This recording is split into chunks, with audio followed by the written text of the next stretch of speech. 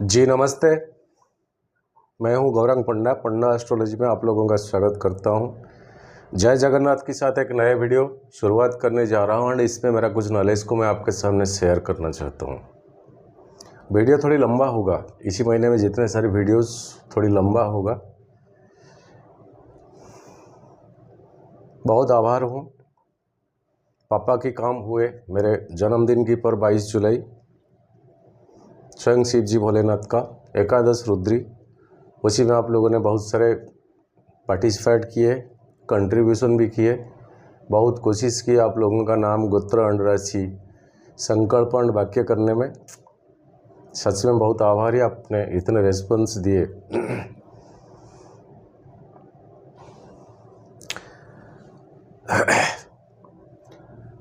हमेशा की तरह ये वीडियो मेरा संक्रांति से अगले महीने का संक्रांति तक की होता है। जैसे कि 17 अगस्त को मैंने छोड़ा था बीते हुए वीडियोस, 17 अगस्त से 17 सितंबर तक का ये वीडियो 2022, एंड संक्रांति का संक्रमण के ऊपर ये वीडियोस है। सूर्य की जब एक राशि से अनदर राशि को संक्रमण होता है तब का ये वीडियो, एंड ग्रॉसली एक अप्रोक्सीमेटली प्लानिटरी हिसाब से ये वीडियो, कोई इंडिविजुअल के ऊपर नहीं है। एंड एग्जैक्टली जिस दिन संक्रांति का संक्रमण हो 17 अगस्त 7:37 AM दिल्ली का मैंने टाइम लिया है।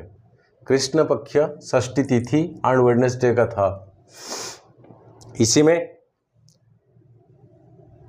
All planetary positions, nakshatra division, transit of planets, expectation of planets and tara chakra, and इसी महीने में चंद्रमा का साइन के हिसाब से लग्न की कैलकुलेशन से हमें पर डे वाइज रिजल्ट कैसे मिलेगा।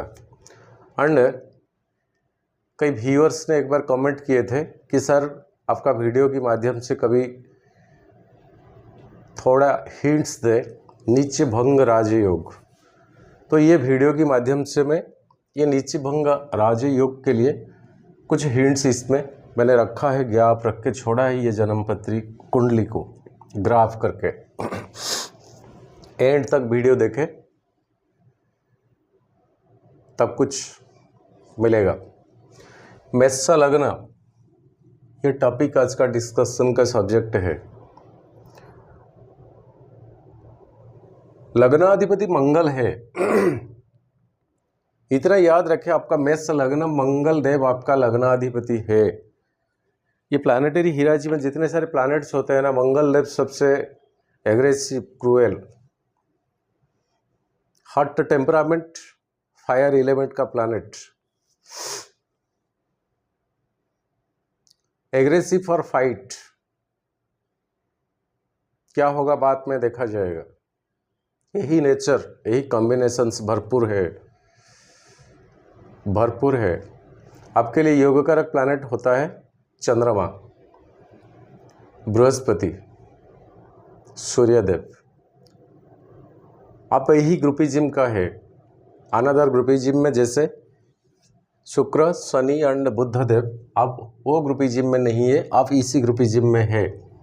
आपका ग्रुपिज्म का लॉर्डशिप होता है बृहस्पति, जैसे कि चंद्रमा, बृहस्पति, मंगलदेव एंड सूर्यदेव। तो मंगल आपका लग्नाधिपति, आपका सेकंड हाउस को,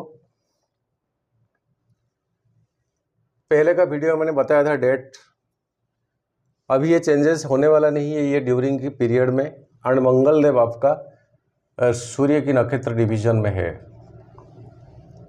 सूर्य की नक्षत्र डिवीजन में है। सूर्य एक फायर एलिमेंट का प्लैनेट है, नक्षत्र रिलेट करता है यहाँ। मंगल सेकंड हाउस बिलोंग्स करता है, वो भी एक फायर एलिमेंट का प्लैनेट। सेकंड हाउस आपका परिवार, आपका वाणी, आपका बोली, आपका टॉकिंग स्टाइल, इसके ऊपर जरा संभाल के बोले। कहीं ना कहीं आप अनजाने में ऐसा क्या कुछ बोल दे ताकि उसी के ऊपर बात बहुत बढ़ जाएगा या बड़ा हो जाएगा। चाहे परिवार में हो ना क्यों, चाहे आपका ऑफिस में हो, बिजनेस में हो, कहीं ना कहीं सोच समझ के जरा बोला करें।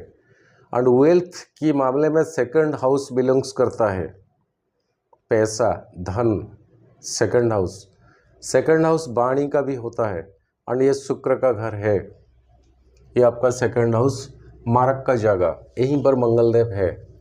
देखते हैं शुक्र आपका कहाँ पर है। पुष्या नक्षत्र शनि के नक्षत्र डिवीजन में 4th हाउस में है और शनि की फुल एक्सपेक्टेशन में है। कहीं ना कहीं कोई फीमेल से ना झगड़े, कहीं ना कहीं कोई फीमेल से ना झगड़े, आपके लिए बहुत भारी पड़ेगा, बहुत भारी पड़ेगा। और वो फीमेल किस तरह का हो सकता, ये 4th हाउस चंद्रमा का घर है, शनि की दृष्टि है।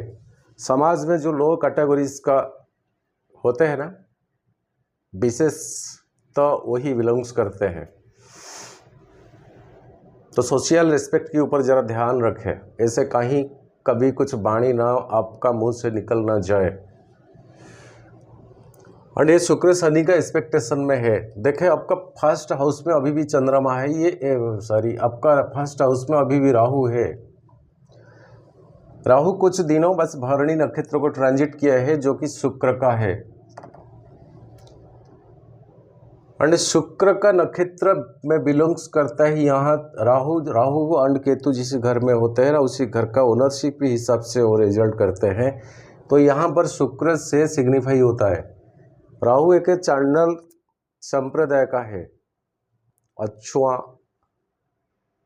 जाति भेद कुछ ऐसा नहीं, कोई रिलीजियस जैसा नहीं, कोई रिलीजियस में कुछ गारंटी नहीं। राहु शुक्र से बिलोंग्स करता है। तो समाज में वो जो लो कैटेगरीज का फीमेल्स होता है वो तो समझते नहीं, उनका एजुकेशन उतना तो नहीं है कि आपका गुण मान को परखे और पहचाने ताकि आपको क्या कुछ बुरा ना लगे, वो क्या कुछ ना बोले, उनमें वो सब सोचने का क्षमता नहीं है। बस वो भी डेयरनेस एक्टिविटीज एटीट्यूड का होते हैं कहीं कभी कभार। तो ऐसा कुछ पंगा ना कभी करे, ये स्पेशल एडवाइस है। और यहाँ पर आपका आदित्य योग बनता है 5th हाउस में, खुद का घर में रवि है, सूर्यदेव खुद का घर में है। और केतु की नक्षत्र डिवीजन में आ रहा है। केतु यहाँ 7th हाउस में बिलोंग्स करता है आपका, यहीं पर ट्रांजिट में है। मंगल आपका सेकंड से 7th आपका 8th हाउस, 7 से 2nd आपका 8th हाउस। फिर से दोहरा रहा हूं, समझने को कोशिश करें। 2nd हाउस आपका बोली वाणी का है, वहीं से 2nd हाउस आपका 8th हाउस। आपका 7th हाउस से 2nd हाउस ये आपका 8th हाउस। और ये 8th हाउस किसका है ना, मंगल का है। तो यहीं पर 7th और 8 में टोटली रिलेशनशिप यहीं पे बनता है। घर में शांत रहिए, सिचुएशन को शांत में हैंडल करें। कहीं कभी आपका मुंह से निकले हुए बात बहुत हद तक ना बढ़ जाए, बेसिकली पति पत्नी में या पत्नी पति में कुछ अगर कहना पड़े तो 1, 2, 3 सेकंड का टाइम गैपिंग रखें ताकि आपको समझ में आए कि एग्जैक्टली मैं क्या कहने जा रहा हूं। राहु आपका लग्न में है, वो चिंगारी है। एंड मंगलदेव आपका बारूद का गद्दा है। तब तक बारूद पड़ा रहेगा जब तक कोई इग्निशन, कोई चिंगारी उसे ना मिला। एंड देने वाला चिंगारी यहीं पर आपका राहुदेव है, शुक्र से बिलोंग्स करता है। आपका अपोजिशन ग्रुपिज्म है। शुक्र मंगल में है समभाव संपन्न, मगर फैमिलियर लाइफ को आप हैंडल करें सही ढंग से। 10वां घर में शनि अभी आपका 11th house and 10th house का मालिक, जो कि रेट्रोगेशन में है। तब तक स्ट्रेट होंगे 23 अक्टूबर 2022 तक। 10th हाउस कर्म का है। और ये शनि आपका धनिष्ठा नक्षत्र, खुद आपका लग्नाधिपति के नक्षत्र में बिलोंग्स करता है। तो एक अनदर साइड एक्सीलरेशन, एक अनदर साइड ब्रेक, मतलब एक्सीलेटर एंड ब्रेक को सेम टाइमिंग में दबाना। सिचुएशन ऐसा कुछ आप फील करेंगे, महसूस करेंगे। यही एडवाइस, काम से मतलब रखें। काम से हमेशा मतलब रखे, काल का काम आज करे एंड आज का काम अभी करे। एंड 10 घंटा का काम अगर आपको दिया गया, उसमें आपका एफिशिएंसी है कि इसको आप 7 घंटे में कवर अप कर सकते हैं। बाकी के 3 घंटा मज़ा मस्ती मौज हाय हलो या गप्पा मारना भूल जाइए। बाकी के 3 घंटा के ऊपर एफर्ट लगाइए ताकि आपको अप्रिसिएशन मिलेगा। यहाँ शनिदेव है आपका 10th हाउस में, वो कर्मदाता है, दंडदाता भी है। आप क्या करते हैं, क्या करना चाहिए, क्या करने को आई है, वगैरह वगैरह सब कुछ आंसरेबल इन्हीं के पास है। एंड ये आज का डेट में रेट्रोवेशन बकरी में है, बहुत ताकतवर बन जाता है जबकि कोई प्लैनेट बकरी हो जाता है। तो 9 में से था 10 को, अब बकरी होकर लौट रहा है। काम से ध्यान रखे, काम से ध्यान रखे बस मेष लग्न के लिए, उससे कुछ नहीं। थोड़ा गिल्टी रहेगा ना, बहुत फर्क पड़ेगा आपको। 12वां हाउस आपका देखिए भाग्याधिपति बृहस्पति, और 12वां घर उसका खुद का घर है, वो भी रेट्रोवेशन बकरी में है। बकरी में है जो बेसिक मेन प्लैनेट आपका है बृहस्पति, वो भी बकरी में है, उत्तराषाढ़ा नक्षत्र शनि के नक्षत्र डिवीजन में है। एंड जो शनि की आपका 10th हाउस में रेट्रोवेशन बकरी है, इनका तीसरा दृष्टि बृहस्पति के ऊपर एक्सपेक्टेशन है। बृहस्पति तीसरे में एक्सपेक्ट करता है एंड शनि जी का तीसरा दृष्टि इनके ऊपर पड़ता है। बृहस्पति शनि में अच्छा रिलेशनशिप है, मगर काम से मतलब है शनि जी का, दूसरा कुछ नहीं है। 3 सवाल के लिए शनिदेव जनरली जिम्मेदार है या आंसरेबल है। आप आए क्यों हो, करते क्या हो, करना क्या चाहिए, बस चैप्टर एंड शनि जी के लिए, शनिदेव के लिए। उसके दायरे में ये hi hello romantic sex bedroom ये सब नहीं है, वो एक स्पिरिचुअल प्लैनेट है। हर जन्म का जो री इनकारनेशन होता है ना, हर जन्म के का हमारा जितने एक्टिविटीज़ कर्म किए हैं ना, उसका साक्षी है शनिदेव। और यूनिवर्स में वो पावर है, और हमने किसी जन्म में क्या कुछ किए हैं ना, हमारा सारे के सारे लेखा जोखा ये यूनिवर्स में है और किसी के पास नहीं होता है। जब फिर से हम कुछ नए जन्म लेकर आता है, बस इसी जन्म में मानव का जीवन तो मिला, कहा तो नहीं जा सकता पिछला जन्म में क्या थे। सोच समझ और कुछ करने का जो दायरा होता है, 2 हाथ दिए गए हैं मानव का या मनुष्य को, और किसी जीव में नहीं है। पिछले जन्म में अगर है भी कुछ कर्म बाकी रह गया था, ऐसा कुछ मिस्टेकली किए थे, उसी का तो नतीजा भुगतने पड़ेगा। जीवन में अगर शनि का महादशा किसी का आया है, आपने झेला है, आपने महसूस किया है, मैंने भी किया है। मगर एक बात कहूँ, कई दूसरा आंखों में आप विचार करें, सोचे, ये शनि का 19 साल आपको स्पिरिचुअलिटी की ओर बहुत लेता है, जीवन को प्रामाणिक तौर पर रास्ते में लेता है। सोना जितने मार खाएगा और जितने बार आग में डाला जाएगा ना, कष्ट तो होता है, पेन तो होता है, मगर वो एक प्यूरिफिकेशन की तरफ जाता है। शनि का काम यही है। तो झेला जिसने शनि का 19 साल, कहीं ना कहीं इनका मन से, इनका अंतर से ये भी सोच आएगा, काश मेरे जीवन भर शनि का महादशा चले। इसको जरा समझने को कोशिश करें, मैं क्यों इतना बड़े बात बोल दिया। जिनका शनि का महादशा झेला, कंप्लीटेड हुआ, उन्हीं को पता है, उन्हीं को पता है किस ढंग से जीवन बिताए वो 19 साल। फिर भी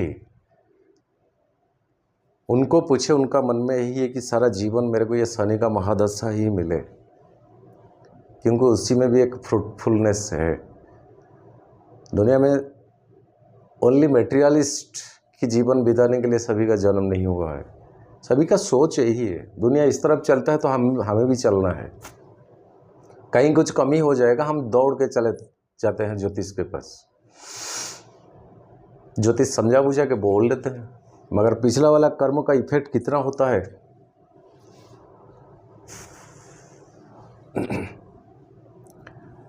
10वां घर आपका, और केतु आपका 7th हाउस में है। बोला अभी फैमिली में एक बैलेंस मेंटेन करें। स्टूडेंट्स के लिए यहाँ आदित्य योग बनता है 5th हाउस आपका, बहुत बढ़िया सा योग बनता है। अगर इसी टाइम ड्यूरिंग में आपका इंटरव्यू है या जॉब के लिए कोई वाइवा बस है तो आपके लिए बेटर रहेगा। क्यों? ये 5th हाउस राहु का 5वां दृष्टि में है। योग तो बनता है आदित्य योग, बट राहु का 5वां दृष्टि है। इसको अगर आप सही ढंग से यूटिलाइज कर पाएंगे तो कहीं ना कहीं वो टारगेट को अचीव करने के लिए आपको एक बैक डोर का रास्ता मिल सकता है। और एग्जैक्टली इसी दिन अगर किसी बच्चे ने जन्म लिया है ना, वो तो ग्रहण दोषी बनता है, चंद्रमा राहु के साथ है, क्योंकि ये संक्रांति का मून साइन होता है अश्विनी। तो चंद्रमा को प्रायोरिटी बेसिस पे ना ले, क्योंकि हर 2.5 दिन में चंद्रमा का ट्रांजिट होता है। तो उसी दिन इसी टाइमिंग में एग्जैक्टली चंद्रमा यहीं पे था, इसलिए मैंने रिमार्क किया।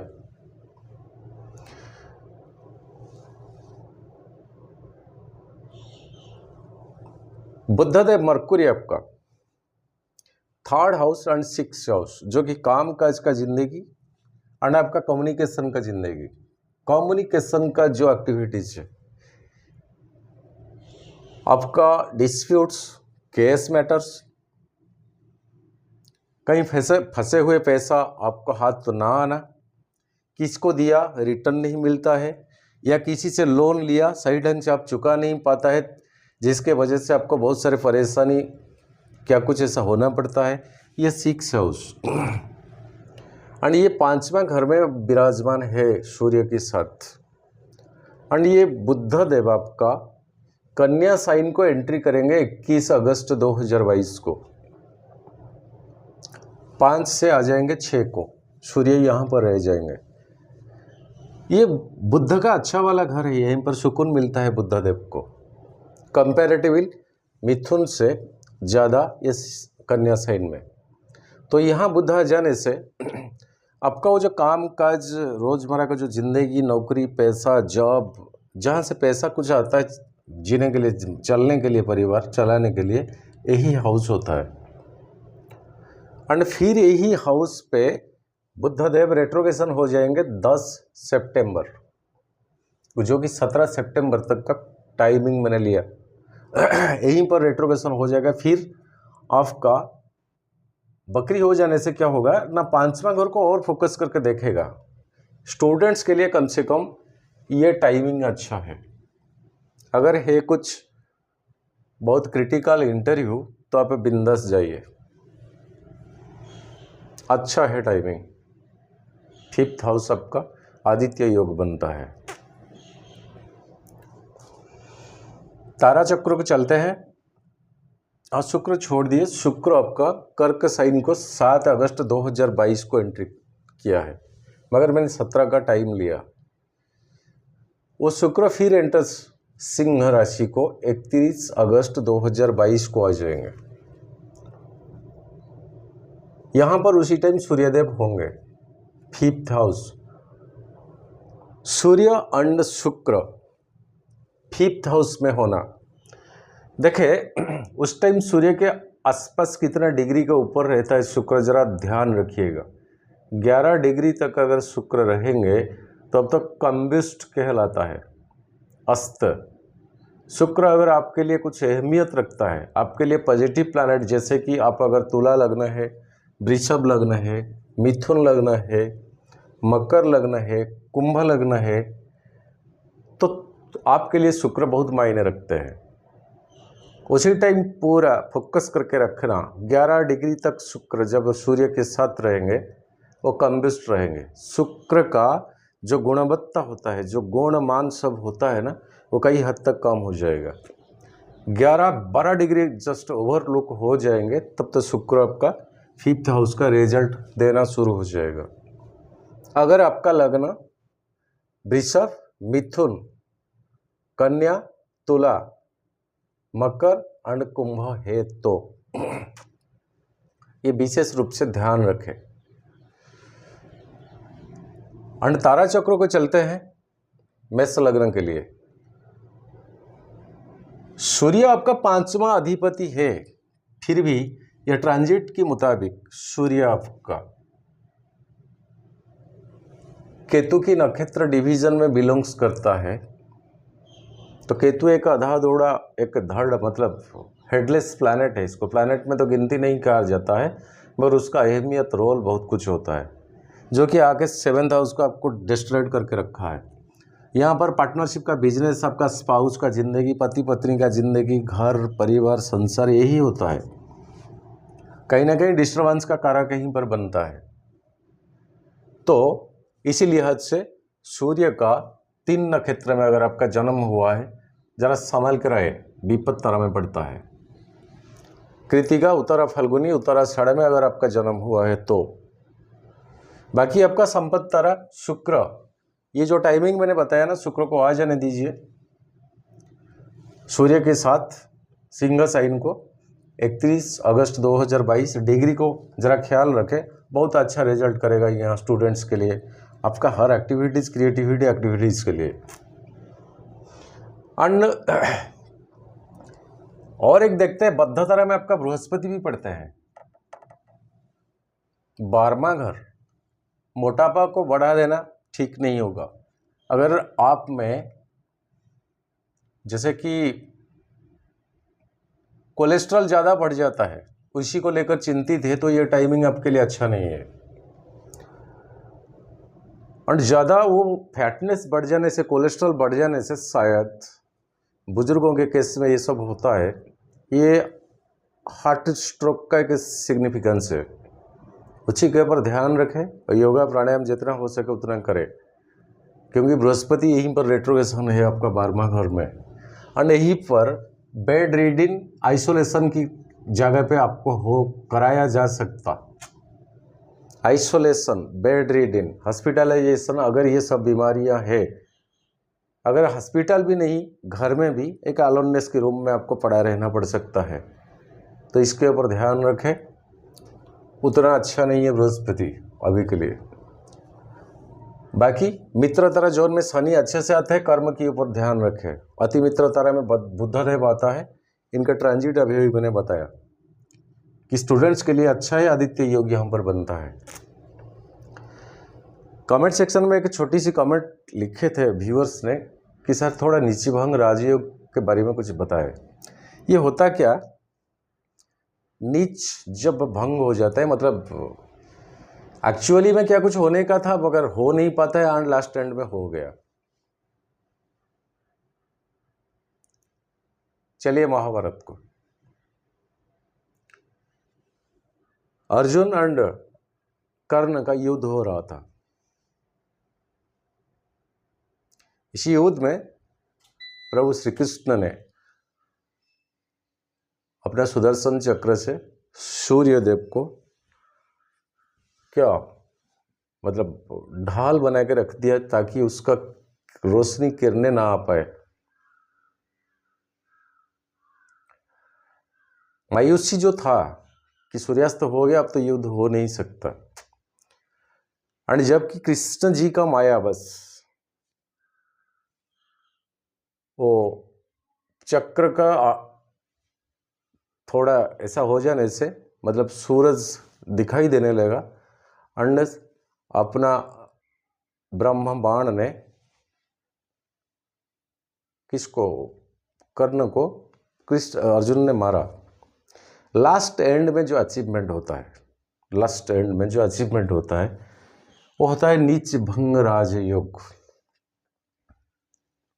देखें, ये कर्कट राशि है। यहाँ पर कौन सा प्लैनेट उच्च होता है, कौन सा प्लैनेट नीचे होता है, जरा देखते हैं। यहाँ पर बृहस्पति उच्च का होता है, यहाँ पर बृहस्पति उच्च का होता है, और यहाँ पर नीच का होता है। यहाँ पर मंगलदेव नीच का होता है, और यहाँ पर मंगलदेव उच्च का होता है। समझने को कोशिश करें, ये कोई गुणागणित नहीं है। यहाँ पर अगर मंगल है वो नीच हो गया, और मंगल के साथ अगर बृहस्पति आ जाए तो ये उच्च का हो गया, यहां नीच भंग राज योग बन गया। दोबारा समझाता हूं, यहीं पर बृहस्पति का माइनस डेबिलिटेटेड मतलब नीच होता है, मंगल देव का उच्च का होता है। कहीं अगर बृहस्पति यहीं पर हो जाता है गुरु और मंगल आ जाता है तो यहीं पर नीच भंग राज योग बनता है। जनरली देखा जाए इसी जोन में ये हो सकता, क्योंकि इसी जोन में ओनली सूर्यदेव यहीं पे उच्च होता है। और तो चलते हैं आगे बस। जैसे यहीं पर शनि बहुत बलवान होता है, बट यहीं पर शनि बहुत नीच होता है। यहीं पर सूर्यदेव बहुत नीच होता है। अगर शनि का होते हुए सूर्य आ गए यहां, तो सूर्य का जो नीच भंग होता है यहां पर कट जाता है। यहीं पर सूर्य का बहुत हाईली एक्सटेलेशन पोजीशन, और यहीं पर अगर शनि आ जाए, शनि नीचे हो जाता है, शनि नीचे हो जाता है। ये दोनों का कॉम्बिनेशन अगर हो जाए तो यहीं पर नीच भंग राजयोग बनता है। नीच भंग राजयोग उसी दशा और उसी अंतर दशा में कुछ बेटर रिजल्ट देते हैं। ये होता है नीच भंग राजयोग। सपोज यहीं पर शुक्र है, शुक्र यहां नीचे, यहीं पर शुक्र हाईली एक्सटेलेशन है, यहीं पर शुक्र का नीचे जगह, बट ये जगह बुध का है, और बुध यहीं पर बहुत उच्च का माना जाता है। बुध अगर आ गए मरकुरी शुक्र के साथ हो गए तो यहीं पर नीच भंग राज योग हो गया।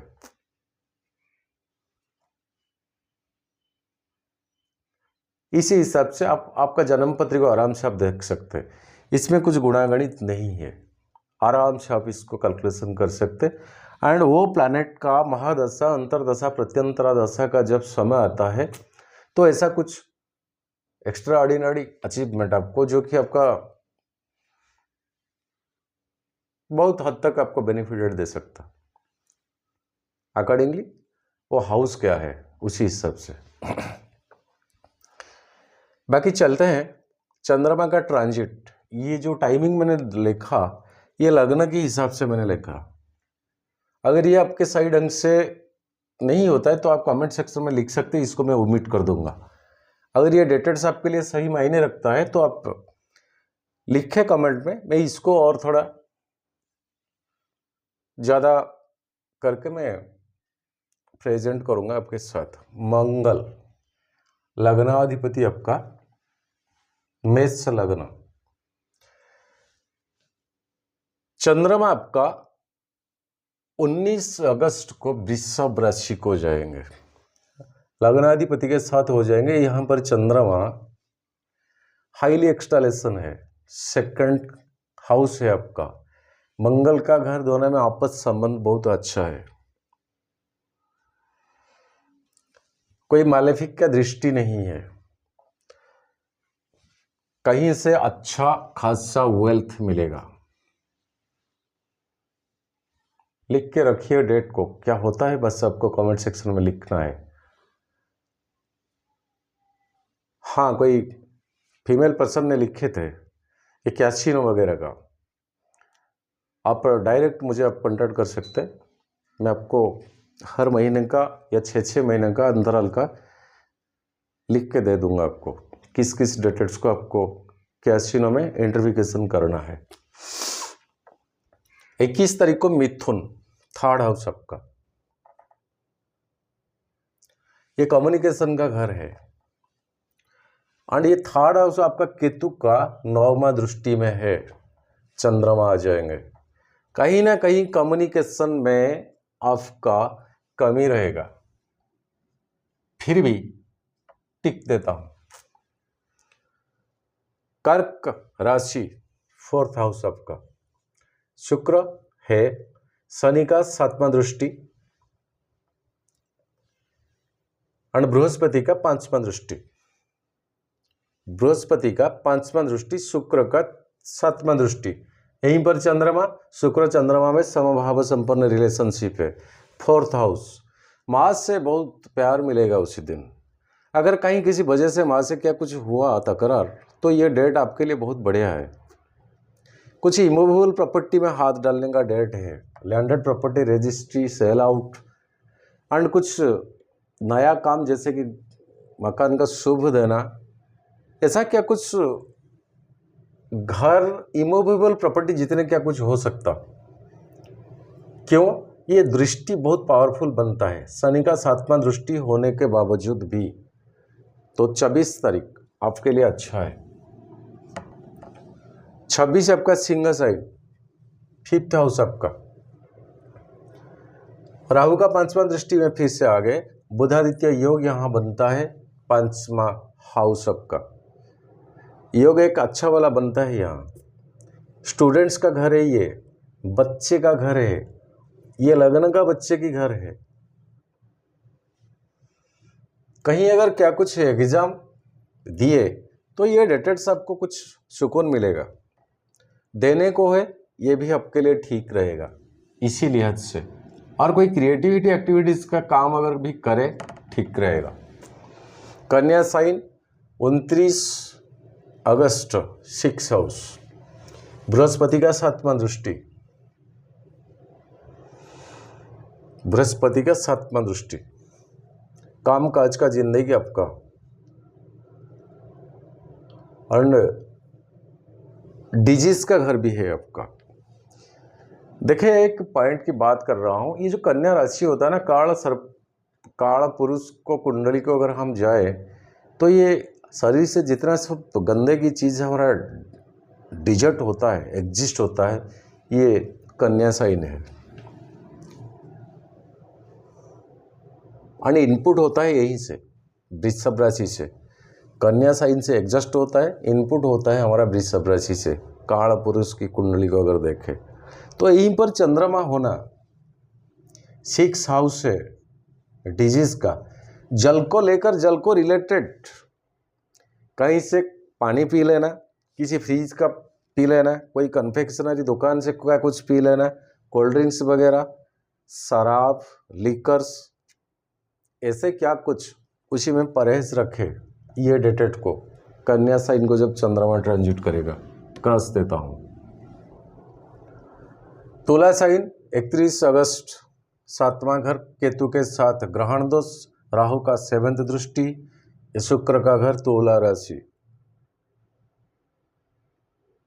घर में माहौल को ठीक से रखें, कम से कम पति पत्नी या पत्नी पति के बीच में जितना हो सके बैलेंस मेंटेन करें, नहीं बहुत बुरा होगा। क्रॉस देता हूँ, टिक भी देता हूँ, ये डिपेंड करता है आपका कोशिश के ऊपर, क्योंकि शनि का 10वां दृष्टि यहाँ पर है। 2 सितंबर वृश्चिका, 8th हाउस आपका। यहाँ पर चंद्रमा खुश नहीं है, नीच हो जाते हैं, और ये भी 8th हाउस है। हाँ, आपका लग्नाधिपति मंगलदेव का घर है, फिर भी वो तो ना सुकून का घर नहीं है। कहीं ना कहीं कुछ अनएक्सपेक्टेशन, कुछ पैसा बस पड़ा हुआ था, शायद कोई दे देगा, ठीक देता हूँ। 4 सितंबर धनु, 9th हाउस बृहस्पति का,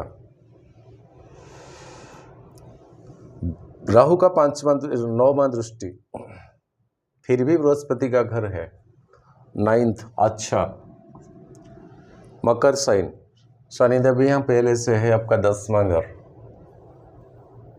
रेट्रोगेशन की पोजीशन में है। और ये शनि आपका मंगल की नक्षत्र में है, जो मंगल की आपका लग्नाधिपति है। यहीं पर चंद्रमा आ जाते हैं। कुछ डिग्री का डिस्टेंस है, फिर भी चंद्रमा जस्ट एंट्री करेंगे, 1 डिग्री से शुरुआत होगा, तब प्रॉब्लम होगा। यहाँ पर 2.5 दिन रहेंगे चंद्रमा, जबकि शनि का डिग्री की ऊपर आ जाएंगे, तब प्रोफेशन में क्या कुछ रुकावटें, क्या कुछ ऑब्स्टेकल, क्या कुछ क्लैरिफिकेशन, क्या कुछ एक्सप्लेनेशन आपको इतना करना चाहिए था, क्यों नहीं, वगैरह वगैरह का, उसके लिए आप तैयार रहे, नहीं तो ठीक ठाक है। कुंभ साइन 9 सितंबर, 11 हाउस आपका, केतु का 5वां दृष्टि, 7th हाउस में केतु है। ये वेल्थ का कारक का घर भी है एंड 11th आपका वेल्थ का कारक भी घर भी है। केतु का 5वां दृष्टि चंद्रमा का 11th को जाना बेटर रहेगा। पैसा कहाँ से आएगा? 11 सितंबर मीन साइन बृहस्पति ये यहाँ पे बकरी में है, बट ये आपका 12वां घर है। बकरी इन सेंस 12वां से 11 को जाता है, खर्चा से इनकम को जाता है। इसका मतलब चंद्रमा आ जाएंगे 11th को, तो खर्चा के लिए जितना ज़रूरत उसी हिसाब से करेंगे, फिर उसी एग्नेस्ट में आपको क्या कुछ फ़ायदा भी आगे रहेगा, क्योंकि बृहस्पति यहाँ पर अच्छे में है। टिक देता हूँ। 13 सितंबर मेष आपका खुद लगना, ये चंद्रमा फिर से राहु के साथ आ जाएंगे, ग्रहण दोष। फिर भी लगना हमेशा शुभ होता है, श्री चंद्र कहलाता है, अच्छा रहेगा। वृषभ यही चंद्रमा हाईली एक्सटालेशन का जगह है। डेट क्या? आपका 15-9 सितंबर। मंगल देव यहीं पे है, लग्नाधिपति के साथ चंद्रमा सेकंड हाउस में, कहीं कुछ मालेफिक का नहीं दृष्टि, अच्छा रहेगा। पैसा 18 सितंबर मिथुन साइन, तीसरा आपका।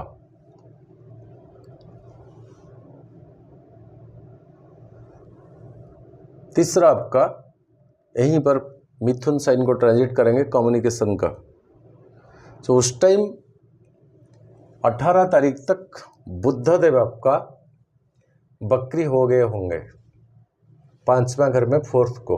फिर भी ये तीसरा थर्ड हाउस में उतना फायदामंद नहीं, क्रस नहीं देता हूँ, दोनों देता हूँ। तो ये एक अप्रोक्सीमेटली लगने के हिसाब से मैंने बताया। ये कितना सही होता है आपके लिए, कमेंट सेक्शन खुला पड़ा है, आप लिख सकते हैं। और नीचे भंग के लिए कुछ ना कुछ प्रैक्टिकलिटी मैंने बताया। आशा करता हूँ ये आपके लिए समझने में बहुत सुविधा और सरल रहेगा। बस वीडियो लंबा हो गया, आज के लिए विदा दीजिए। जय जगन्नाथ, फिर मुलाकात रहेगा अगले वीडियो में।